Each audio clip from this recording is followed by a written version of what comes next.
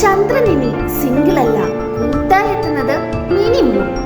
ഭൂമിയുടെ ഉപഗ്രഹമായ ചന്ദ്രന് താമസിയാതെ താൽക്കാലികമായി ഒരു കൂട്ടാളിയെത്തുന്ന അപൂർവ പ്രതിഭാസം സംഭവിക്കാൻ പോകുന്നു.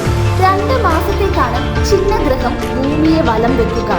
ഭൂമിയുടെ ഗുരുത്വാകർഷണ ബലത്തിൽ അകപ്പെടുന്ന ചിഹ്നഗ്രഹം സെപ്റ്റംബർ 29 മുതൽ നവംബർ 25 വരെയാണ് ഭൂമിയെ ചുറ്റുക. സൗരയുധത്തിൽ സൂര്യന് ചുറ്റും ഭ്രമണം ചെയ്യുന്ന ഗ്രഹങ്ങളെക്കാൾ ചെറുതും ഉൽക്കകളേക്കാൾ വലുതുമായ വസ്തുക്കളാണ് ചിഹ്നഗ്രഹങ്ങൾ.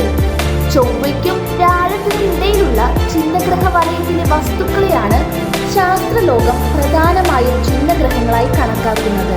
അമേരിക്കൻ ആസ്ട്രോണമിക്കൽ സൊസൈറ്റിയുടെ ഗവേഷണ കുറിപ്പുകളിൽ പ്രസിദ്ധീകരിച്ച റിപ്പോർട്ട് അനുസരിച്ച് ചിഹ്നഗ്രഹം 53 ദിവസമാണ് ഭൂമിയെ ചുറ്റുക. ഭൂമിയുടെ ആകർഷണ വലയം കടന്നു പോവാനാകാത്ത ചിഹ്നഗ്രഹത്തെ മിനിമൂൺ എന്നാണ് വിളിക്കുക. വളരെ ചെറുതായതിനാൽ ഇതിനെ കാണാൻ പ്രത്യേക ദൂരദർശിനികൾ ഉപയോഗിക്കേണ്ടി വരും. സാങ്കേതികമായി 2024 PT5-നെ മിനിമൂൺ എന്ന് വിളിക്കാനാവില്ല. കാരണം ഇത് ഭൂമിയെ പൂർണ്ണമായും ഭ്രമണം ചെയ്യില്ല. വെറും 53 ദിവസം മാത്രമാണ് ഭൂമിയെ ചുറ്റുന്ന ഭ്രമണപഥത്തിൽ ഈ ചിഹ്നഗ്രഹം സഞ്ചരിക്കുക. ശേഷം വഴിമാറി സഞ്ചരിക്കുന്ന ചിഹ്നഗ്രഹം സൂര്യനെ ചുറ്റുന്ന ഭ്രമണപഥത്തിലേക്ക് തിരിച്ചുപോകും.